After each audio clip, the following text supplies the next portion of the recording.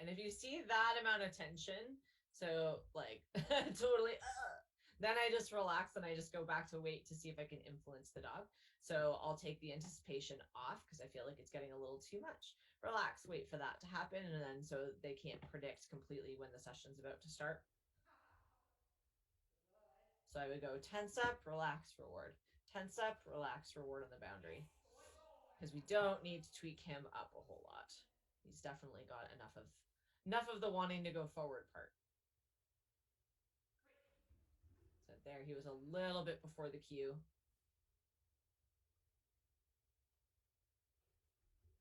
Yeah, so I would do quite a bit of like do a rep, and then just relax, kind of do some wandering around, let that arousal level come down a little bit because he is going to very quickly rep on or build arousal on repetitions. So as soon as he knows we're like in work mode, it's going to get him a little stocky sticky. That was better. Oh, so he was looking a little bit back there.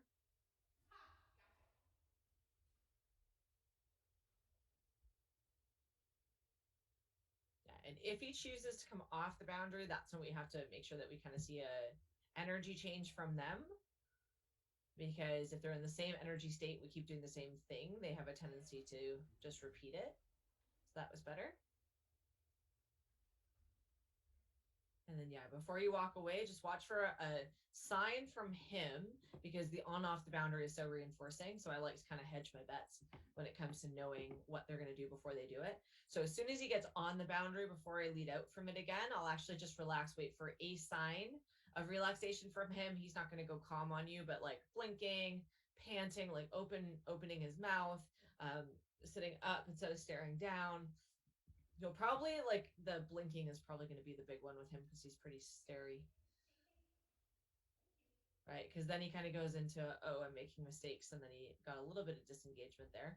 He still wants to work, so he's going to come back as soon as you add any kind of arousal there. But I think we can set him up for a little more success just by letting the excitement level come down. And for him, the biggest thing, like when I'm working with young dogs or looking at the kind of the young dog's big picture, is they go, okay, what about this picture might cause me any issues going forward in agility? And the stockiness that it's coming in here would be probably my biggest concern for him because he's doing his work quite well. We definitely need that focus forward as well. But those arousal transitions, because he does get so excited, are going to be super important even at this stage. So I'm always looking on doing a little bit of that energy dial or dimmer switch where it's just like, okay, you're here, could you go to here? And then could we come back up again? And then could you go down to here? And can we come back up again? So these little micro energy changes will really help him. Because you've got the impulse control there, which is nice. He's got lots of speed going, but he gets twitchy as soon as he gets to the new location. So that's a little bit of a pattern that he's showing. When he's fully in stock mode, he doesn't move. But he thinks like the cookie is kind of unsticking his brain, and then he's wanting to get off the boundary there. So I would do multiple rewards, probably on the boundary. So do a little bit of rapid fire of the rewards there, and then be careful about doing the reward off the boundary because that's the pattern he is already anticipating.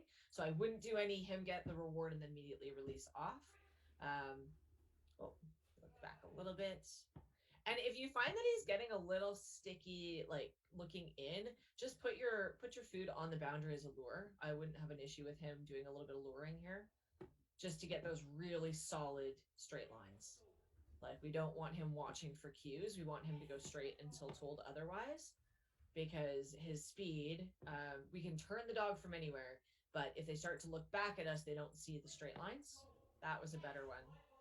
That will also stop him from wanting to spin back to you quite so much, because as soon as he does get on the bed, he immediately wants to like spin around and face you, which again reinforces that eye contact, which for him I feel is just overshadowing it a little bit. Boy. Yeah, and I would just work a little bit of the energy transitions in the sit. So go from I'm about to do something to I'm not about to do something, and I'm about to do something to I'm not about to do something, because he gets very stuck on the on and then has a harder time with the off. That was nice though. So his turns on the ground, really good. I love how the proximity he's keeping. So he's not flanking out at all. He's staying nice and true to your leg, which is awesome.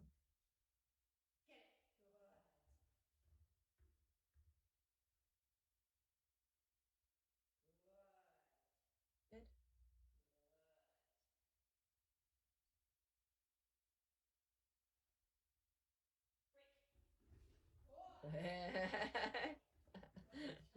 That made him go like super tight, which I actually don't mind so much because the obstacle value will balance that out. Yeah. Then my other big question Yeah.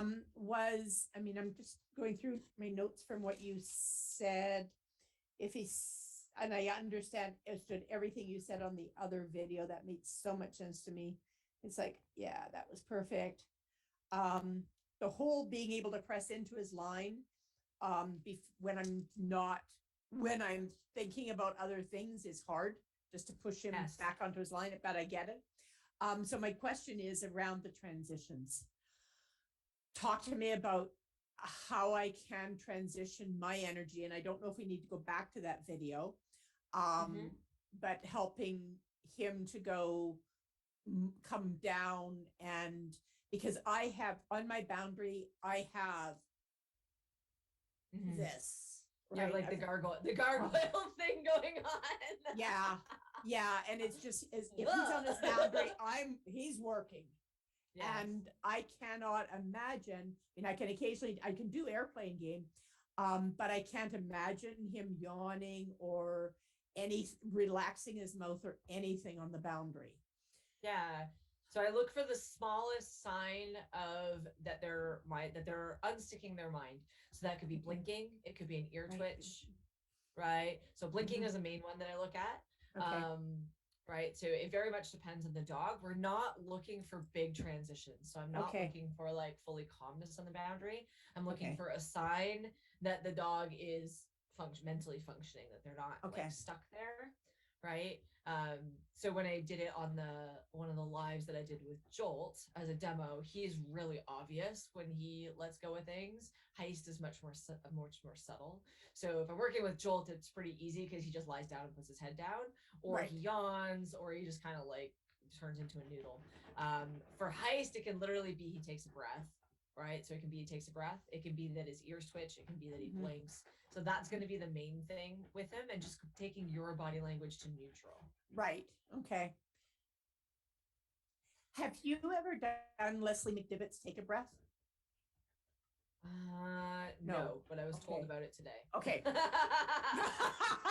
Funny how it comes up twice, because as you said, take a breath, I went, oh, I tried to teach that a long time ago, but but that would probably be a good one for him. Just because I had one of the people who's in my workshop today is a big fan. She's a Control Unleashed. I don't know, she's an instructor or whatever. And she went to another seminar yesterday, a young dog seminar, and I guess it was not what she expected as far as like tons of European instructor, tons of sequencing, and not a lot of understanding of emotions and behavior stuff. So she came in today and she's like a little shell shocked. She's like, oh, what are we doing? And then as we started doing, I'm like, you're not going to get that at one of my workshops. Yeah. So she had talked about how she had taught that cue to her high arousal dog, and that had made a big difference. Yeah. So that's definitely something you could try with him. Yeah, I may go back. I haven't even tried it for a couple of years. I sort of started to follow. I mean, I'm a big Leslie McDivitt fan. I'm on their instructor page. I started to do it, and it's like, you know what? I have so many certifications. I don't need one more. I just need the information. And so I've never really gone back. I've never really gone back to explore it. And I want to, now that you've said that. Yeah. And I think honestly, anything in that realm, with a dog like him is probably going to help you, right? And it's just looking for the small signs, which will be pretty specific to him. So once you start seeing them, so what I would do is like do some work, try it out, and then videotape it. And if you can't see what his cues are, then just post the video, because I'll probably be able to see if he's doing anything. Like, is there anything happening there? I think what it is that was Heist too. Yeah. I used to have like it would like be a forced take a breath because he would hold this breath until he had to go. Yeah. Poor golly. Oh Yeah. Yeah, and he was like the king of the gargoyle stance. Like he would just like stand on a bed for this. And he was good that way, like staying on it, but it was not. Now that I thought I was all impressed by it in the beginning. I was like, look, my dog can stand on a boundary for 8 hours a day. Yeah. He just redirects on his toy when he gets overstimulated. Right. And then now I look at it and I go, that was a horrible thing to do. Yeah. Right? Just let him watch agility TV Yeah. like, all day, and then Yeah. why he couldn't function in the presence of agility. Yeah. Yeah, sometimes there's like a big question with what the heck. Mhm. Okay, so yeah, we can add that one in. You can play around with it a little bit.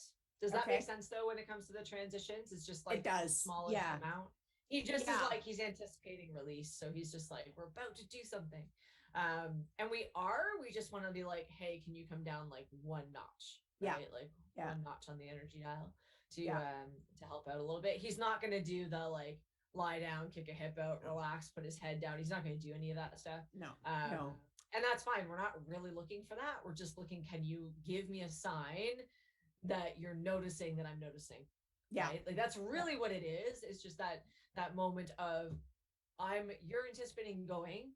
I relax and say that is so like that's not where we're going with this. Mhm. And then he goes, oh, and even it could be a moment of almost confusion. Yeah. Right. Where he's like, hey, how come we're not doing the thing? Right. And in that moment I would praise, and then you could even like release them off on that. When I release them off on that, it's not going to be like high excitement stuff. Usually I just release them off and then hop them back on again. Right. Okay. So it's not a release off and then go do things. Okay. Initially. And then once you have that, then you can do stuff. It's just that like if you're trying to mark that moment of the calmness, right, then we don't want it to be linked to high energy because then we lose it. Then it becomes I'll show you fake calm, or in Hustler's version, you bark while you're upside down with your head on the ground. He's like, look, I'm so calm. And then he barks like pretending to sleep, but barking because he's frustrated. Yeah. Okay. Don't need that.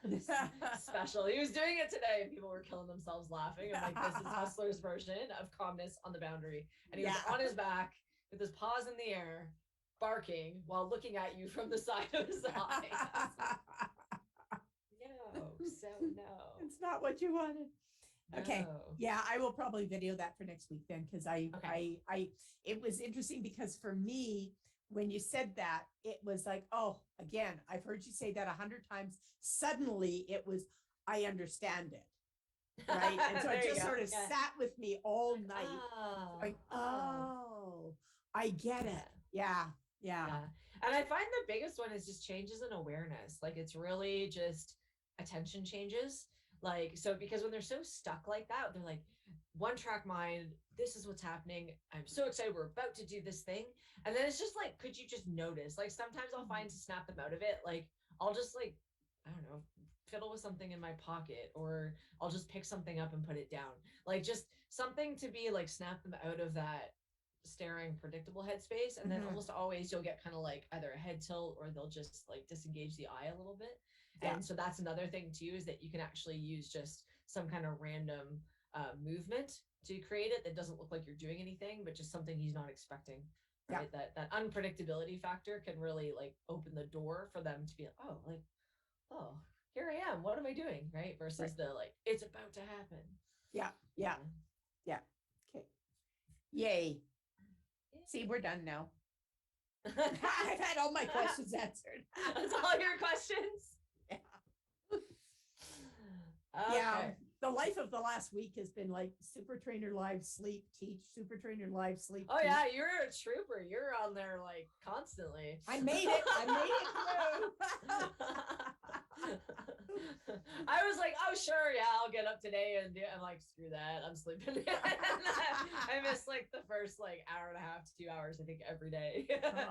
Yeah, no, I needed it. And what's, my language, even just having that 5 days, my language has changed with my students. I really like it. Yeah, mine has too. Yeah. I noticed it today. I was like, oh, I'm using their words. Yeah. But it was good. I liked it too, because I felt like I've been doing a lot of dog training verbal handling agility stuff.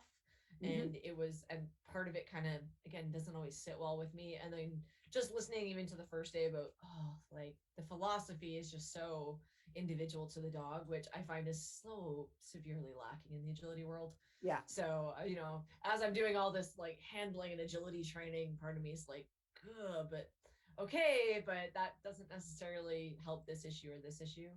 Yeah. And then to listen to some of that stuff, it was just, yeah, I remember why I like this stuff so much. Yeah, exactly. Yeah. Yeah. So Yeah. one of the things I'm also doing is just start adding a verbal cue to that. So I just use the word trot, so that I can start to just associate that, so that when I go to the straight line cavalities, I have a little bit of a verbal cue built up a little bit there. Does that make maybe. sense? Yes, it does. Maybe. Okay. Okay, so the two stop hop. I spent a lot of time doing figure of eights around the walking, basically, but I think it's getting better.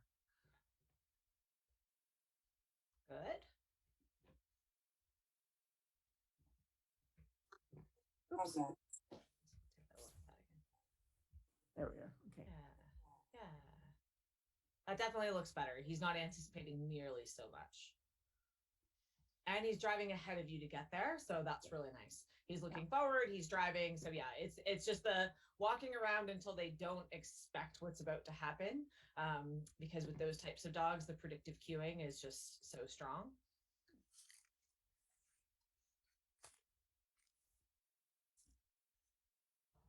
Volume to that. Yeah, I was just going to say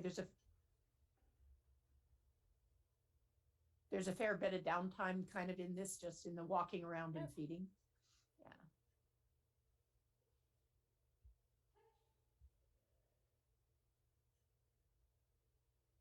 Yeah, and that's going to be the best option for him, because he's immediately goes from like on the boundary into work mode. And so we need it to be a little less about work. Right, like even there you can see them just be like, he's looking for something to do. He's like, where am I going next? Yeah. And there you might have to up your reinforcement rate. Okay. So that like the work becomes more about the boundary. So you might have to up the reinforcement rate a little bit there if he's getting off. Because that was like a lot of coming off in a very quick succession for him. Good, that's better.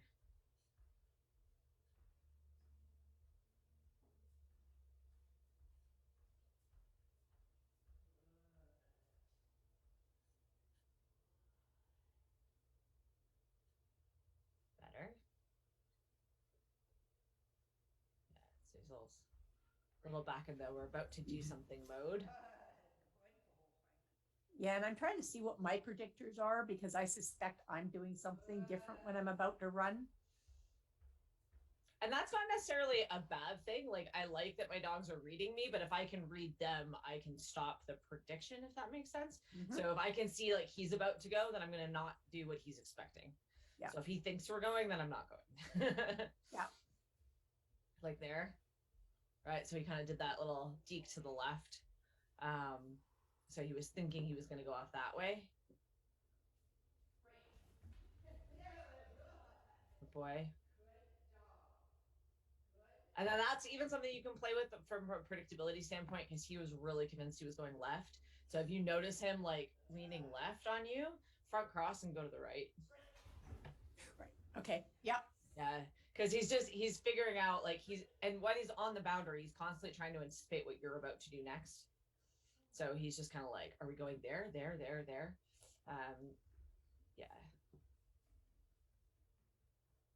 And that's just, you might have to go into some impulse control there, like immediately do some mouse games or something, because it's as soon as he gets on the boundary, it looks like his brain's stuck in work mode. So as soon as you go to move again, then he's wanting to go. But as soon as he's in sticky mode, then he's high arousal, but he's sticking. Yeah. Like he's in work mode, but his like body's frozen, if that makes sense. Yep. Whereas when he's in quick motion mode of like after the release, then he's also like, he's kind of that ping pong, because he's got both of those. Yeah. Well, he doesn't mind an odd boundary. It's a Oh good God, novelty no. test. No, if it moves, it's better.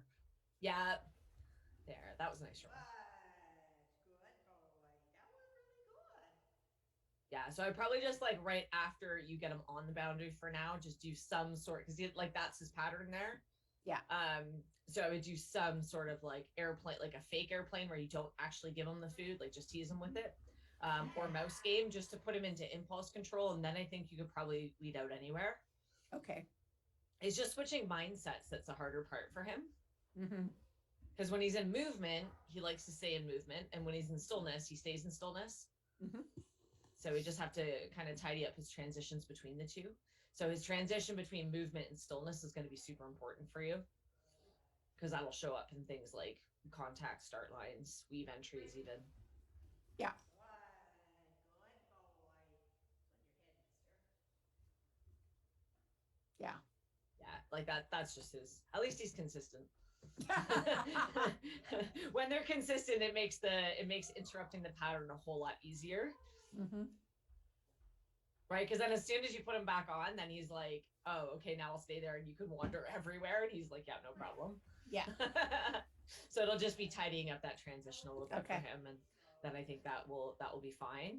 And then as soon as you feel like he's got it, as soon as you like you do some airplane and you've interrupted that pattern, and you have a couple of sessions where you don't have him get on the boundary, get off the boundary, get back on the boundary. Then what I would end up doing is just ping ponging that, so you're not doing that every time, right? Because then that'll Yeah. become the new prediction. Yeah. Yeah. So use the pattern to help yourself out, and then you can change up your own pattern there as well. Perfect. Thank you. Yeah. Yay. Okay.